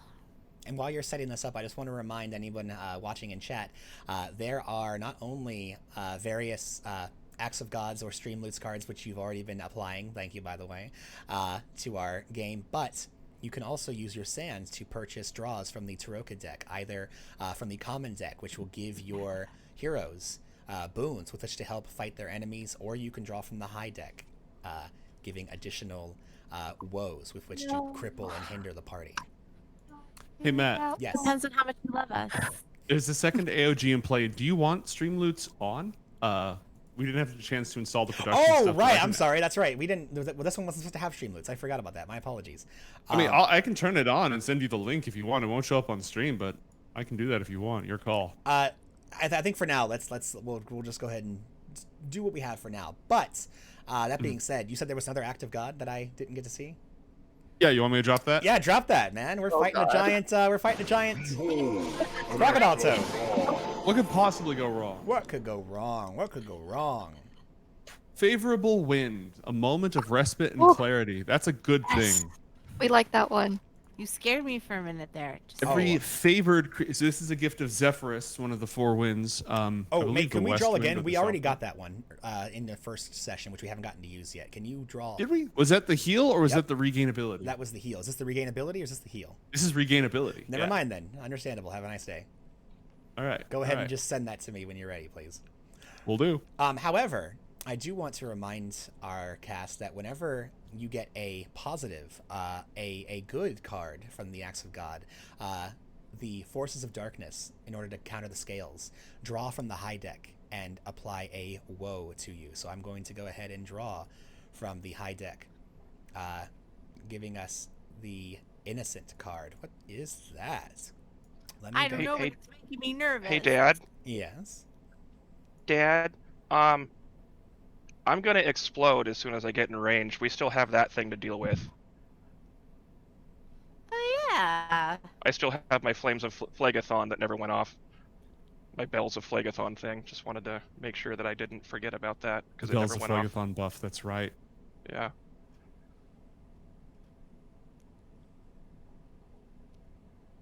Ugh, I love the illustrations in this deck so much. Whoa! What? No Oh, way! Now we're all dead. Oh. Cool. Don't say it like that. Don't. That's never good coming from a DM. Never. Yeah. Whoa! No way! No! No! Put it back. I'm going to tell you right now, I did not even know this was a thing that could be in this high deck. Oh God. As you are preparing to battle the Caipiscada, and as you feel this favorable wind blowing into the cavern and uplifting you, feeling ready for this moment, you can see at the top of the cavern, it shouldn't be possible because you're inside, but you can all look up and clearly see the constellations of the night sky playing almost like night lights across the top of the cavern, reflecting off of the water where there is no light. And a calming presence soothes all of you, giving much needed comfort during the fog and the silence that has overcome you. As long as you are alive, you regain 1 hit point. And if you have good intentions or alignments, you regain an expended resource, such as a spell, bardic inspiration, a key point, etc. So if you've expended any such resource, please go ahead and replace that back to yourself. And if you're down any hit points, go ahead and regain 1 hit point. This is the only boon in the entire high deck. Nice. Holy crap. Okay. Wait, so it says we have to be of good alignment. That is Does correct. neutral count as good, or Do does you- it have to be good? I would say that in the Casters and Castles universe, alignment is a very subjective thing. So if you have the good alignment, or if you are a character and you can honestly say that you have good intentions, that you are seeking to do good in the world, then yes, that counts. Okay, I'll take it. I'm out now at 69 hit points. Let's Yeah. go. Amen. Oh, I heard Nice. Nice. Nice. So I can keep all Give my me my use key of point blade back. song then. Give me my key point back. Okay. I got my Eyes of Night back. I can give you guys night vision for another hour. Nice. All right, and with that, remember, no sound, but other than anything such as that, Kyle, you've activated your blade song. What else would you like to do as the Caipiscada lays slumbering upon a giant throne of bones? So on activating the blade song, Kyle does this like fancy little like twirl and flourish. Think like magical girl transformation sequence, but with a sword. Yeah. Hell yeah. And then I'm gonna just I'm gonna dash right into this thing, to be honest. I am gonna run right in, and I am going to cast Booming Blade, because I can do that just with a gesture of my sword. Ooh, nice. So I will make a melee attack, but then there's stuff on top of that if I hit. So step 1. You have advantage on this because the creature is unconscious. Okay. Between that and a +10, I think I should be okay. But Wow. Is this an auto crit? What this is that the creature is incapacitated, so it cannot move, speak, or is unaware of its surroundings. It's not holding anything. It automatically fails strength and dexterity saving throws, and then all attack rolls have advantage, and if it hits, it is a critical hit as long as you're within 5 feet. So, yes, you've moved up within 5 feet of it, right? Yeah. Sorry, let me just actually adjust right about there. There we go. And yeah, so 25. 25 will take the first damage value, so that is going to be... Oh, actually, you critted, so we'll go ahead and just take the dice roll from the next one. So, let's see here. You gain a +2 on these attacks, so that would be a 10 added to 14. That's 24 points of damage as you rush up, and you said something else also happened if you hit, right? Yeah, because I'm doing it as Booming Blade, so... Oh, yes. That will also... This is the first time I've used this one. Oh. So it also becomes sheathed in booming energy until the start of my next turn, which means that if it willingly moves 5 feet or more, it's going to take more damage. And was the Booming Blade's damage added to this attack? The Booming Blade doesn't do damage on the hit. I believe as you've leveled up, it should do extra damage on hit now because the cantrip levels up with you. So I believe it does an extra 2d8 on hits and then 3d8 if they move. You're right, it does. Sorry, like I said, this is the first time I've ever... No, it's no problem. Go ahead and roll 4d8 on this crit. Let's go. Hey, Matt. Wow, yes. Ooh. Any creature inside a silence effect is immune to thunder damage. Oh, Oh. I wasn't aware of that. Well, Not to, hey teacher, do we have homework? But it's what I would want if I was. the no, kid, I had so. no idea. I appreciate you sharing that with me. I don't usually have silence going on. This is thunder damage, you said, right?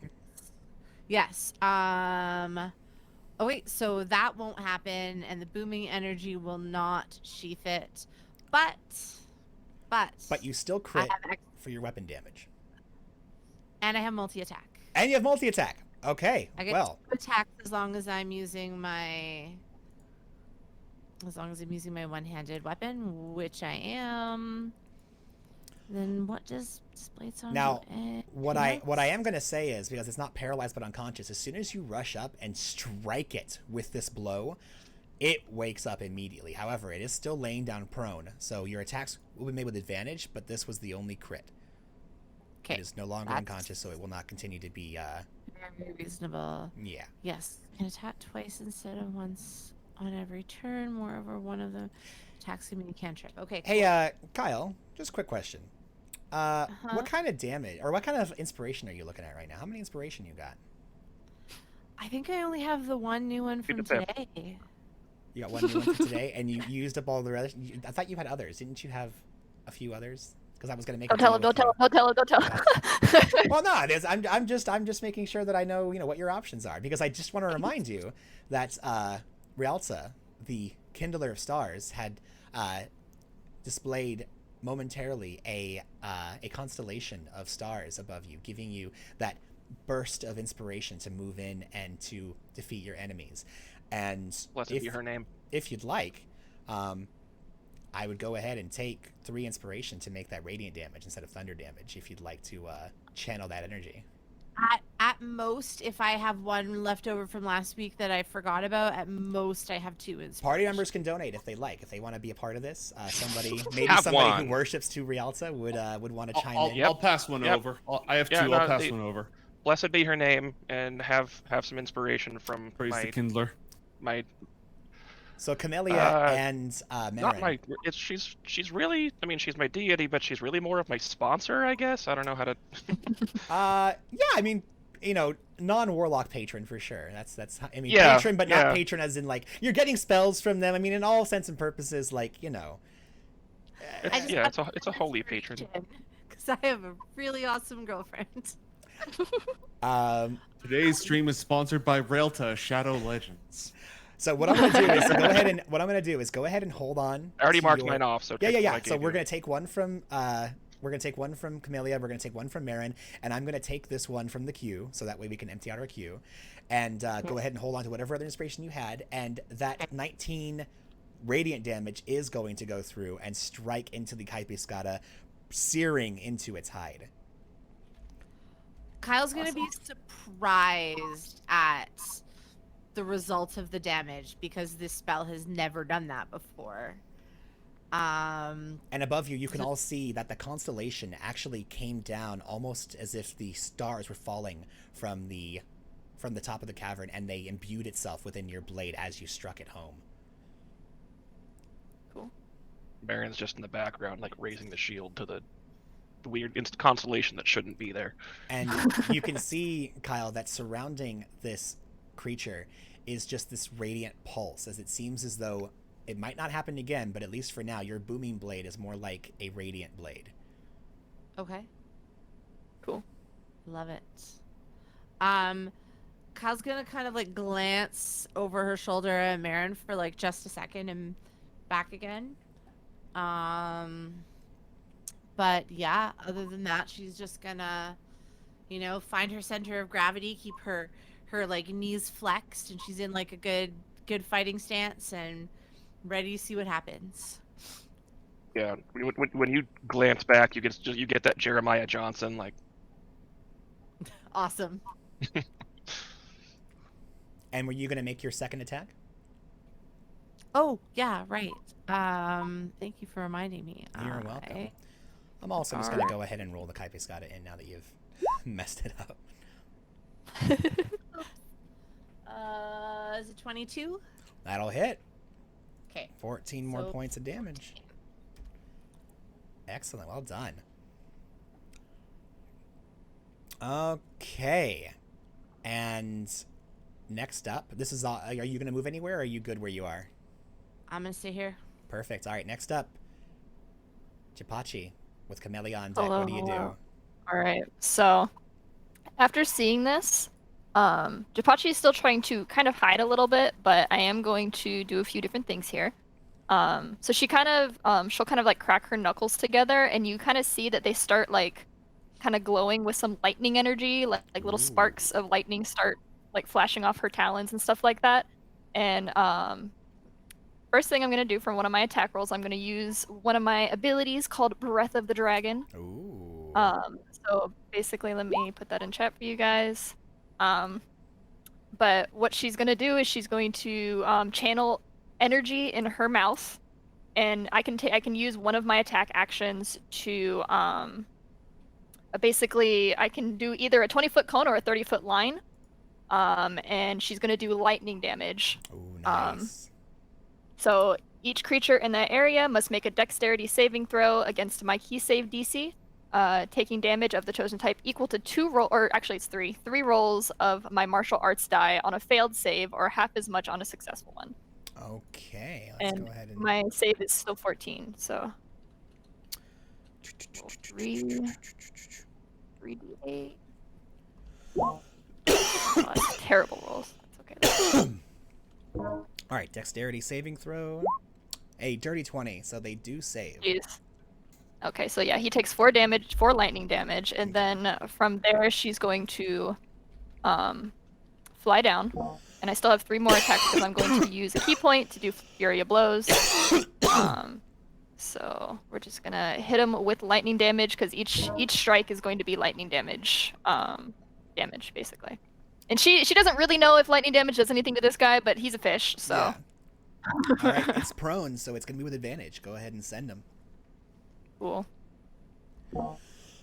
Okay, 13 for the first one. 13 and 13. 13, Cool. no dice. As you reach forward to punch it, right after sending out that bolt of lightning, you can see that it arced across its body, but its very thick, rubbery hide seemed to tense up and get hard and was able to resist most of the damage. And as you bring in your punch, almost as if reacting again, the tough, leathery hide of this rubbery creature solidifies for a moment, and you punch what seems like solid stone and doesn't do any damage. Okay. And then using key points, I'm going to hit 2 more times. 26. That'll do it. And one more. And 27. And then after realizing how it's reacting, you move just quicker than it can react with its carapace, its weird fleshy carapace, and you jump up and then just pop it twice in the nose, much like you had done to that crocodile you saw not long ago, and deal an additional 16 points of bludgeoning damage. It's getting pretty hurt. Cool. Yep, no, I think that's it for me. All right, excellent. No, Camellia, you are up with Marin on deck. The whole time that this is happening, by the way, Kyle is just like trying to focus on the thing, but is definitely just watching Chi. Like, oh man, like I fucking love it when she does this shit. Yes. All right, mate, what do you got? Under the circumstances, not a lot. I was gonna say, you got any of that non-talking magic? Yes, prepare to witness the terrible power of my blowgun. Are you playing a first edition wizard, mate? Is that what's happening here? No. That would be a natural 1 since it's on it's on the ground. So you roll with disadvantage. Thank you. And as you go, I roll disadvantage because the range on this thing is 25 feet. Okay, well, double disadvantage, whatever. As you go to shoot, remember that crazy water I was talking about that was moving its way through here? Well, it splashes up and surprises you, and you suck your dart down into your throat, and you begin choking. At the end of each of your turns, I'm going to need you to make a con save, or else you start suffocating. I can't help but feel this is revenge for something. And nobody knows it's happening because they're all behind you. You're behind all of them. And we can't hear you. So no we one can can't hear you him choking. And unless you have anything else during your turn, I'd like to see that con save, please. Can Camellia even suffocate? Do they You have can- to breathe at all? I'm not certain. If they need to breathe air, then their airway is obstructed. However, just to put that out there, you are able to survive a number of rounds while suffocating, equal to your con bonus, of which you had plenty. But you were able to and silently cough up the dart. I was gonna say you got to do that with the mute button on. Oh, right. And you were able to silently cough up the blow dart, and it just tink tink tink tink down and drops into the water. I throw the whole blow gun into the water. I just throw the whole thing into the water. Fuck this. Oh wait, no. This shit, I'm out. Oh, actually, I bleeped the F, but not the S. I will. Anyways, that's the end of your turn, Camellia. Marin, it is your turn, and I wanted to remind you, you currently right now have the Bells of Phlegethon that the Stern Lord had blessed you with when you first set out from the village of Batamel, and it is rearing up inside you. If you do not activate it this turn, you're going to have to make a Wisdom saving throw, as you can feel I'm the really fires good of at those. creation building within you. Can I choose to fail that and let it go off anyway? 'Cause I Oh no, wanted you to can do choose to something let it else. go. You can absolutely choose to just let it go. Yeah, yeah. Well, is it an action to let it go, or is it just I'm repressing it? You're just It's repressing it, okay. yeah. Okay, then I'm gonna stand right here and let it happen. All right.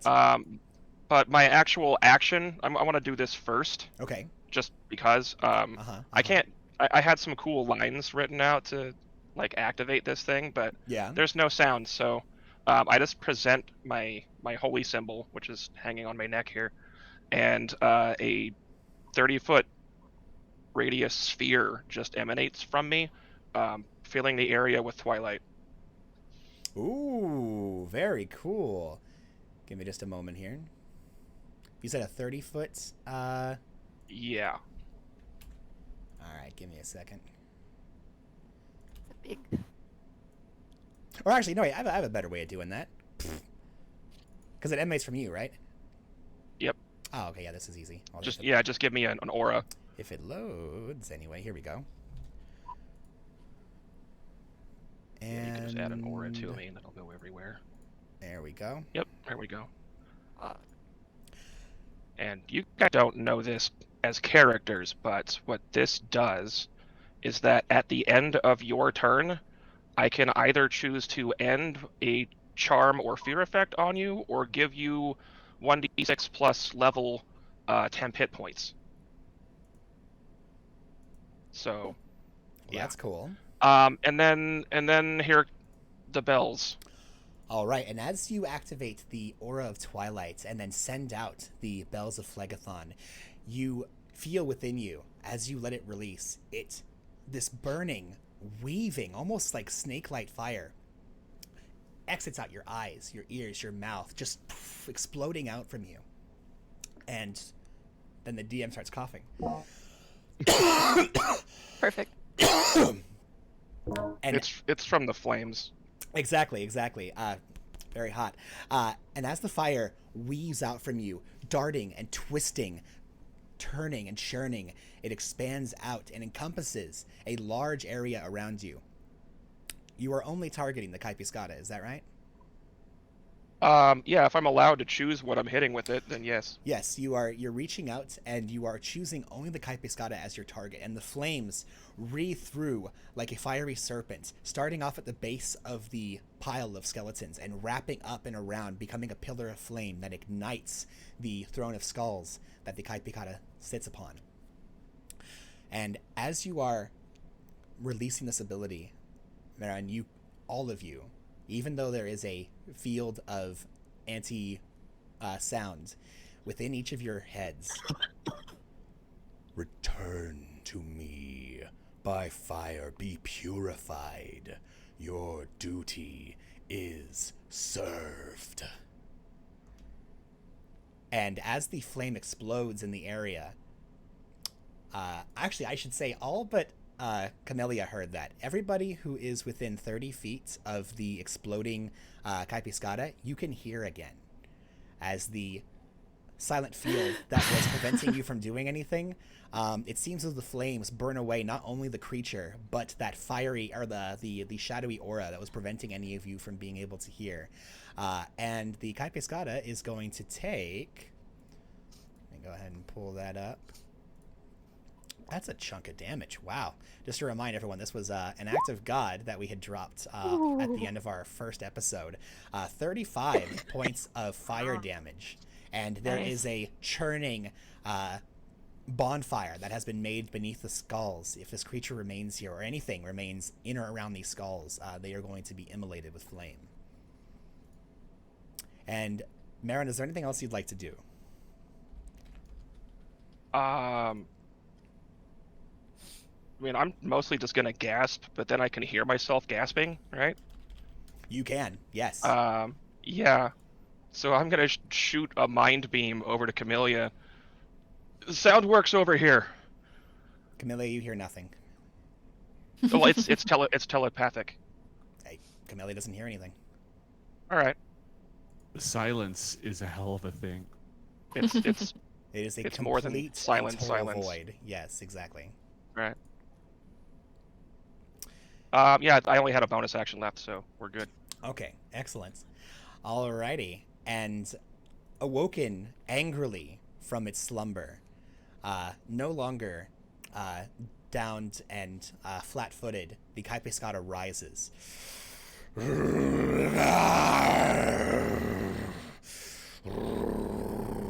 This large rumble, almost kind of like a hybrid between like a hiss and a croak, exudes out from the beast, rocking and shaking the pile of skulls and the very ground around you. I would like each one of you to please roll a 1d20 for me, except for Camellia.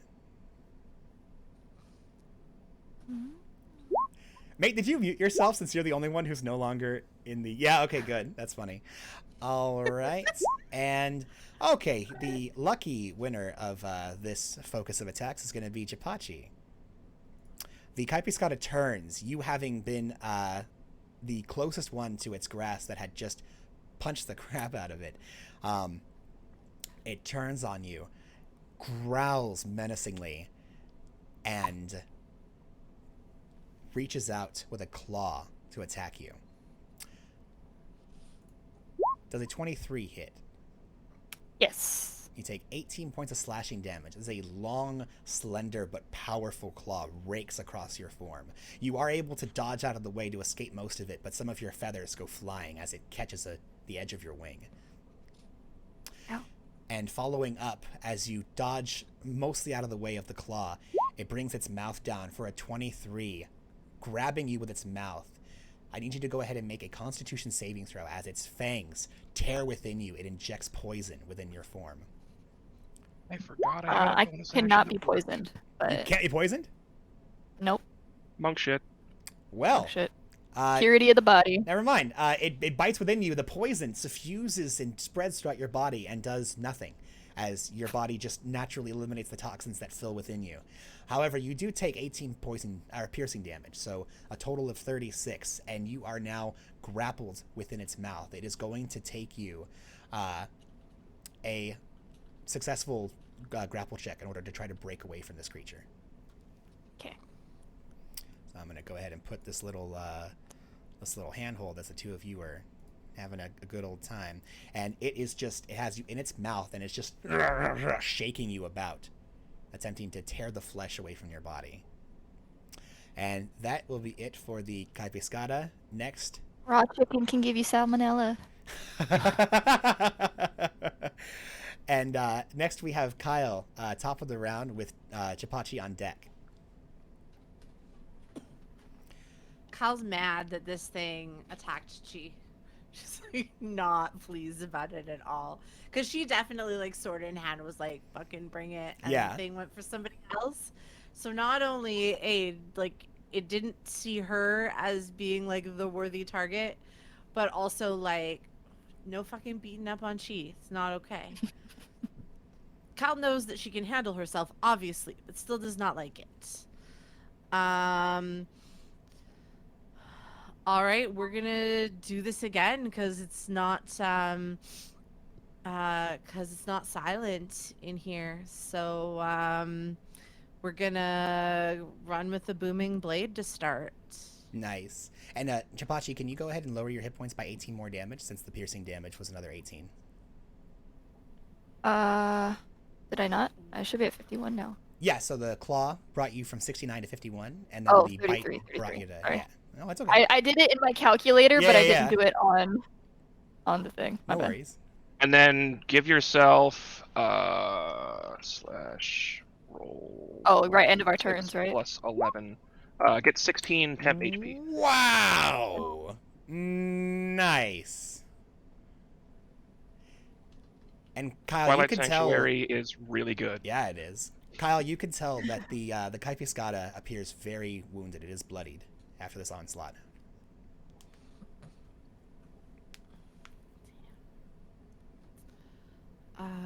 Okay.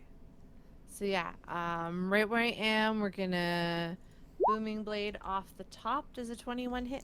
Yeah, that'll hit. Okay. Off the You top never rope. can be sure with a giant fucking sharkadile. No, monster, just saying. it attempts to harden at the moment where you strike it, but it's not good enough. You just Okay. slash right into it, or So stab rather. 14 piercing damage. And are you doing booming blade again? So another 8 Nice. of the thunder damage. And that is successful, since there is no longer a field stopping it.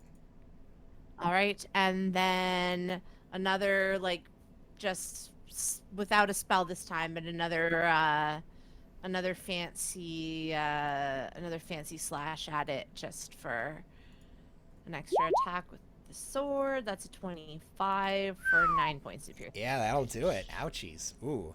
In dire straits, this creature, after just one round and some change of attacks, is just burning upon this pile of skulls. With Gepachi in its mouth, it is howling as it just bites down harder, attempting to swallow this prey of its whole.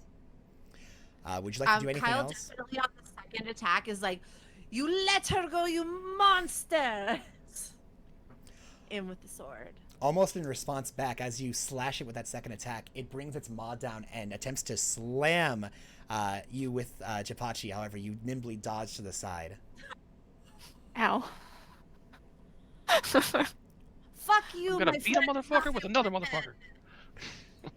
And is that it for you, Kyle? Very, very good. Chi, you are up, and currently you're inside the mouth of a great, large, and terrible beast.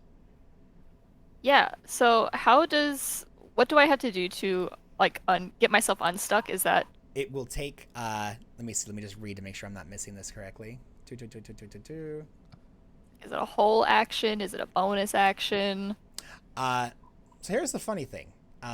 I pulled this from another monster that had this, and it doesn't specify. It says that until the grapple ends. So my thought here is that you would need to make sure that you use one of your attacks. So, because you can grapple as part of an attack. So if you have multi-attack, you can use one of the attacks as part of your action to attempt to escape the grapple.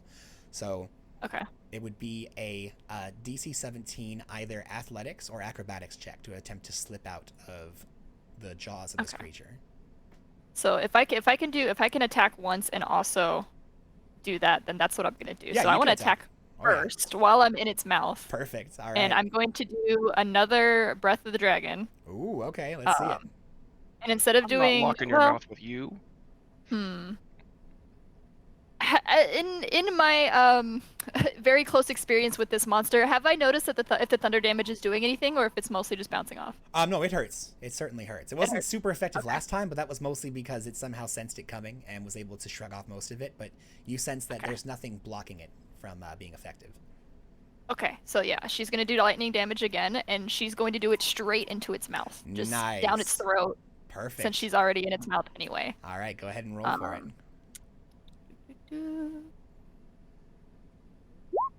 17. 17. Much better okay. this time. If you would And like, you have to make a. I'm giving I you don't an know if you offer have to since you said you were shoving it down into its mouth. Normally, there's no benefit or negative to being grappled and being in a creature's mouth to try something like that, but I'm going to offer you the option to, since you are within its mouth and you could technically shove your hand down its throat, I'm going to give you the option of literally shoving your hand down its throat, and it would be vulnerable to this damage. But in return, it's going... This comes from my mouth. I'm not shoving my head down its throat. Oh, okay. Well, then, yeah, you just basically you look down. Of draconic energy. Yeah. Then you look down and just breathe all over its face this lightning, and it takes 17. Well, it has to save, right? It has to dexterity save. Mm-hmm. All right, Yep. and it natural 1. Ooh. Well, that's gonna take an additional. Okay, so just to let everybody know, normally with D&D, if you roll a 20 or a 1, that only really does anything to attack and damage rolls. However, I like 20s and 1s. I'm a big fan of D&D the old way, where it means like shit happens. And so if you roll a natural 20, like for a saving throw, not only do you succeed, but you take quarter damage instead of half, if that's an option. But if you roll a natural 1, you're vulnerable to the damage, taking 50% more instead of just the normal. So this is going to be dealing an extra 8 points of damage, so a total of 25 points of lightning damage. As you actually do move your head in just the right way to breathe down into its throat, and it takes an obscene amount of lightning damage. You can certainly tell this creature, normally used to being incredibly powerful and catching its prey by surprise and killing it before it even knows it's been attacked, has now been the one getting surprise attacked and is on its last legs. Did you still want to try to escape its grapple? Yes. All right, go ahead and roll a contested check. I don't know why you had advantage, but we'll go ahead and take the first one. I had it set up. And so a 23 will escape the maw of the creature. I forgot to hit the normal button. That's okay. And there we go. You are now been spat out of the mouth. And Maran, what was that roll there? That was end of Kyle's turn. That's how much temp HP she got. Gotcha. I forgot to roll it before we switched over to Chi. Understandable. So give yourself 15 temp, Kyle. Why, thank you. Okay, and Chi, that would be your action. You have your bonus actions if you'd still like to do anything. Are we for potions and stuff? Do we do that as bonus action or action? Correct. Bonus action for a potion. Oh, you know what? I forgot. I rolled at the end of the thing's turn, so I guess Chi didn't actually get those temp HP yet, right? Because this is Chi's turn now. So Oh, true. I got out of order. Oh, that's The okay. first time I We'll gave the go 10 ahead and HP. we'll hold on to it. That's fine. Yeah, I want to use one of my potions of greater healing as a bonus action. Perfect. Go ahead and drop that heal. What is it? It's 4d4 plus something. 4, I believe. 44 plus 4. And is that it for your turn, Chi? Yes. All right, Camellia, you are up. It is still very, very difficult, in fact, impossible to hear anything. But you can see your companions are doing quite well, despite the fact that you've been over here, you know, having a good old time doing whatever it is you're doing. Heal 12 hit points, Gepachi.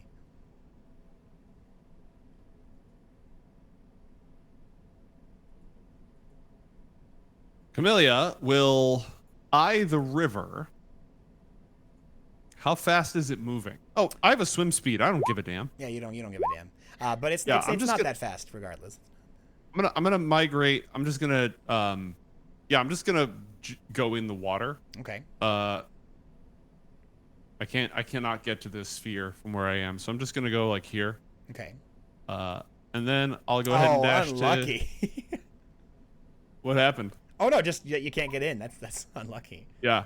So I'm gonna dash. Oh wait, no. That's the it goes 30 feet from. Oh yeah, you're still not. No, sorry about that. Yeah. Never lucky. Sorry. And man. then I'm just gonna dash up to here. Okay, you can hear again. Ah, yes, good, very good, much better.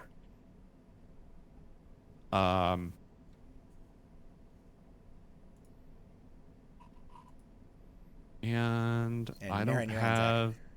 None of my hexes can be used. Yeah, none of my hexes can be used. By the way, no one's Oh, concentrating. you know what? No, right? I'm gonna. Yeah, none of mine can be used as bonus actions. That's what I'm trying to find out. Gotcha. Is that it So, for your turn? That's it for my turn. Oh, sorry, mate. It happens. All Well, right. silence. It Yeah. sucked. Yeah, that was a Well, give terrible yourself accident 17 for temp you. HP. The fifth king. The fifth pillar, my guy. It's bad news. Pillar. That's just crazy stuff. All right, Marin. Were you asking if I'm concentrating? Because no. Yeah, I was asking if anyone was concentrating. On your turn, no, I'm not. the Caipiscada goes ahead and takes additional fire damage as it remains on the bonfire. However, since both Chi and Kyle are also attached to the bones, they also take this fire damage. Everyone, please go ahead and take 6 points of fire damage. And actually make a dexterity saving throw. Please. Is that only for the bonfire of Phlegathon? That's correct. All right, I'm opting out of that. No, I feel like thank I you. have something about dexterity saving throws. Evasion, right? Oh, I forgot about giving the Caipiscada a dex save against the fire damage. Give me a moment. Okay, yeah, no, it took it. And it makes one more for this fire damage, which this one succeeds. Oh, great. Yeah, it takes half of this fire damage. Great. Couldn't take half of the 35. No. So I can take no damage because evasion. You take no damage I because of believe. evasion. Yeah, if you would take half, then you take none. And Kyle, you succeeded, so you take half, so you only take 3 Which points of is damage, which is going to be removed from fucking your baller. temporary hit points.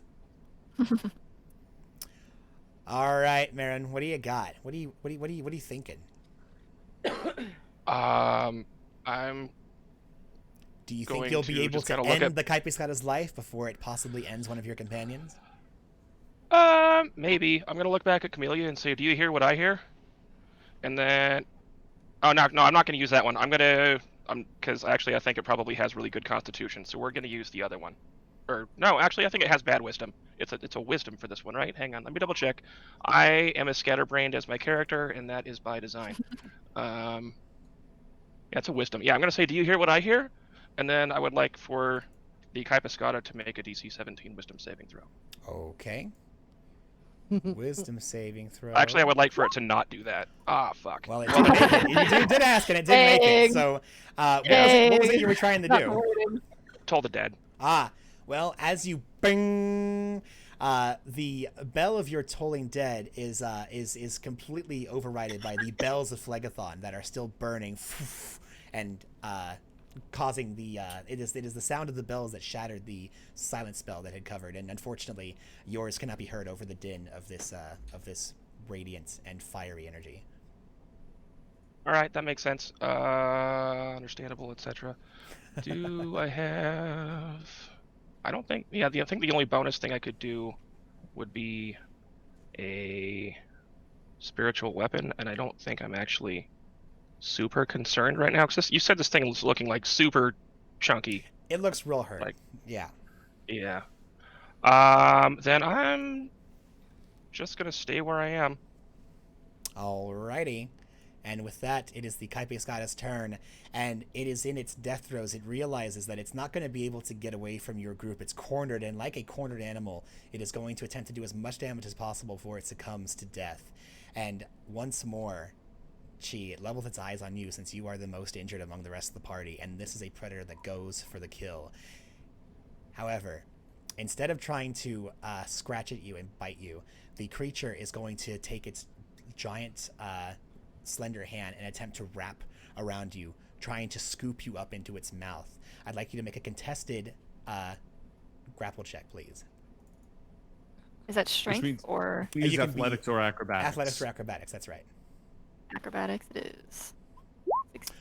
Well, Woohoo! it was going to get a natural one, but I'm using one of my 3 inspiration in order to roll that again. A 16! No! Well, so here's the thing. The DC Can I versus use one of my 16. inspiration?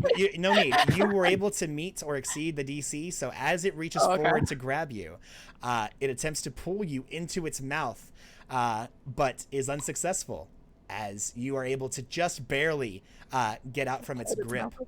And so at that point, enraged, it just attempts to bite you. And That hits. 13 hits you? I don't think so. No, actually, no, it doesn't. I lied. I saw the Yeah. 21. Nope. And as it reaches forward, it reveals. Kyle, it is on your turn. The beast reaches up with its giant maw, attempting to bite down and just swallow Gepachi whole. And you seem to have an opening where you can try and strike at its very heart. Will you take such an opening? Yes, absolutely. I want to say, as he tried to bite me the second time, she's gonna bop him on the nose. Like, I love it. I'm just checking if.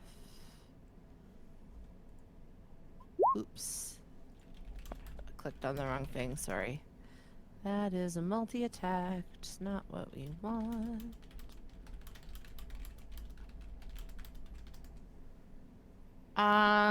No, I'm gonna make a strike with Booming Blade. Alrighty, let's see it.